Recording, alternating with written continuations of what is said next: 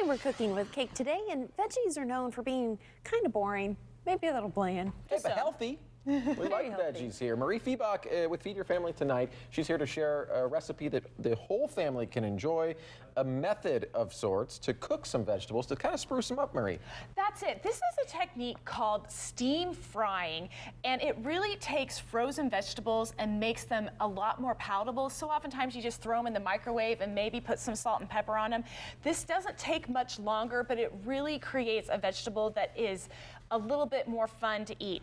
And it just starts with a bag of frozen vegetables, and you're going to do this in a skillet.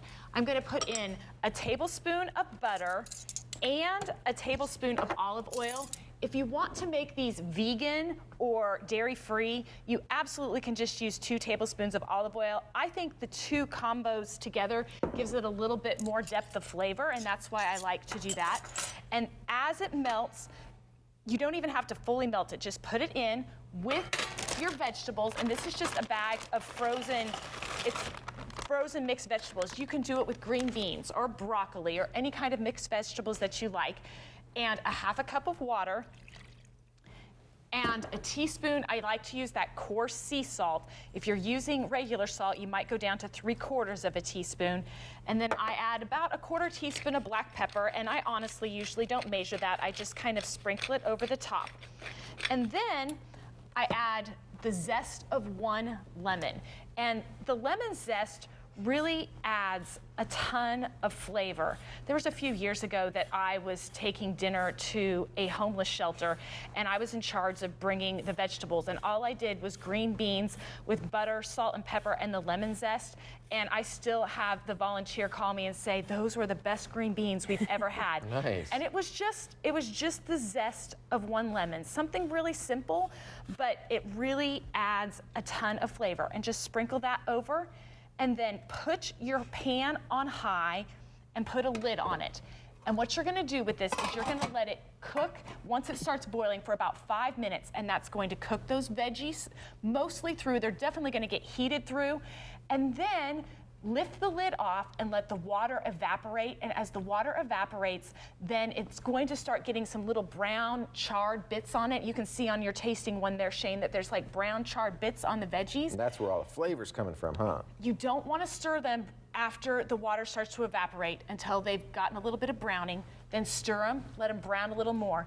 But watch it because they can burn. So that's when you want to be at the skillet. While it's steaming at this early stage, you can let it go, but as the water starts to evaporate, you want to take, and it's 2 minutes at the skillet, but it makes a big difference. What do you think, Shane? Yeah, I dove in there thinking, okay, it's going to be vegetables, but there's way more flavor than I would have expected there. Absolutely, so delicious. And when you think about the veggies themselves, a serving like this, about 25 calories, a little bit of olive oil or butter was going to add to that. But an olive oil, I mean, that's healthy fat right there. So for sure, I mean, a lot of good to come from that. They're healthy, and what's great is it's frozen vegetables. My task for today is to do my pre-holiday shopping. That's in my planner, where I encourage people to take 1 day and get their pantry stocked up, ready for the holiday season that's approaching, and to have these in your freezer just ready to go to pull out, to have nice vegetables on a busy weeknight during the holiday season. It's just one of those basic recipes that you can use. And we're taking a look at that planner that you just saw. You can download that and print it right from your own computer. Where can we find that, and how can we purchase it from you? It's at feedyourfamilytonight.com/shop, and it is a digital download.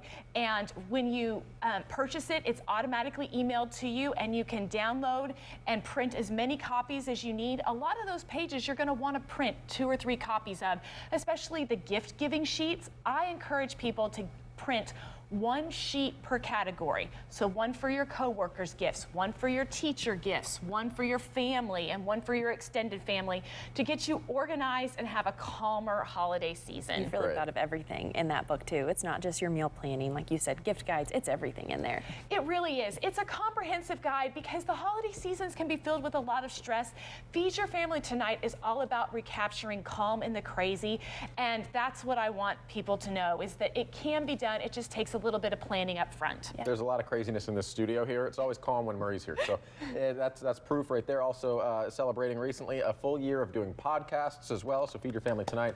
The podcast, also very, very valuable information there. So go check out feedyourfamilytonight.com. I'm going to finish my veggies. Allison? We'll be right back after this.